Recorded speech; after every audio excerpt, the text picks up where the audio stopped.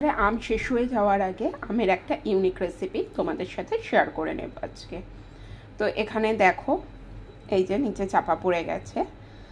আমি দুটো আম থেকে ছাড়িয়ে নিয়ে তার পাল্প বের করে নিয়েছি এবং এতে মিশিয়ে নিয়েছি 1 কাপ সুজি আর 1 কাপ ময়দা, এবং এটা বেশ ভালো করে ডোয়ের মতো করে আমি মেখে নেব। দিয়ে দিলাম 2 টেবিল স্পুন মতো আমুলের গুঁড়ো দুধ, এবং এটাও খুব ভালো করে মিশিয়ে মেখে নেব।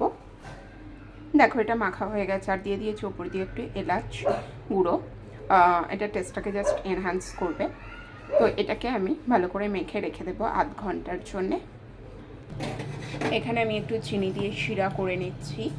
এখানে আছে 2.5 কাপ মতো জল আর 6 চামচ মতো চিনি। চিনিটা পরে যদি লাগে আর একটু আমরা মিশিয়ে নেব।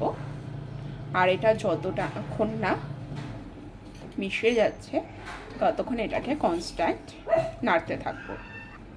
আর দিয়ে দিয়েছি 2টো এলাচ ফাটিয়ে, গন্ধটা যাতে সুন্দর হয়। চিনির শিরাটা ওইদিকে তৈরি হচ্ছে, আর এইদিকে আমি সাদা তেল গরম করে নিচ্ছি বেশ ভালো করে। দেখো, আমের এই মিশ্রণটা নিয়ে নিলাম, আর বুঝতেই পারছো এটা কতটা ফুলে উঠেছে, কেননা এতে সুজি দেওয়া ছিল। তো এখান দিয়ে ছোট ছোট এরকমভাবে নিয়ে জাস্ট এরকম ছোট ছোট বলের আকারে দিয়ে দেব। এই যে এইভাবে হালকা লাল লাল করে ভেজে নেব। আর হ্যাঁ, এখন কিন্তু ওভেনটাকে লো টু মিডিয়াম ফ্লেমে রেখে ভাজতে হবে। দেখো, জল 2 কাপ মতো দিয়েছিলাম, 2.5 কাপ মতো ফুটে সেটা 1 কাপ হয়ে গেছে। দিয়ে এবার এখানে যে ফুলুরিগুলো বা বড়াগুলো ভেজে রেখেছিলাম সেগুলো দিয়ে দেব।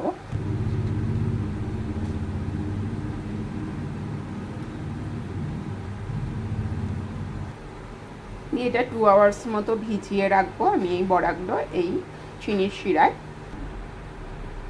তারপর ফিরে আসছি 2 ঘন্টা পর। এলাম 2 ঘন্টা পর, আর এটা বুঝতেই পারছো রস মানে চিনির শিরাটা গিয়ে কতটা সফট অ্যান্ড জুসি হয়ে গেছে। তাও একটা ভেঙে দেখিয়ে দিচ্ছি।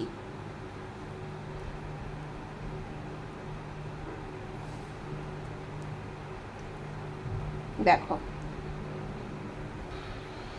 দেখো, আর একটা দেখিয়ে দিই। দেখো, তো রেসিপিটা কেমন লাগলো জানতে কিন্তু একদমই ভুলো না। আর যারা আমার চ্যানেলে নতুন বন্ধু, তারা প্লিজ সাবস্ক্রাইব করে ভালোবেসে পাশে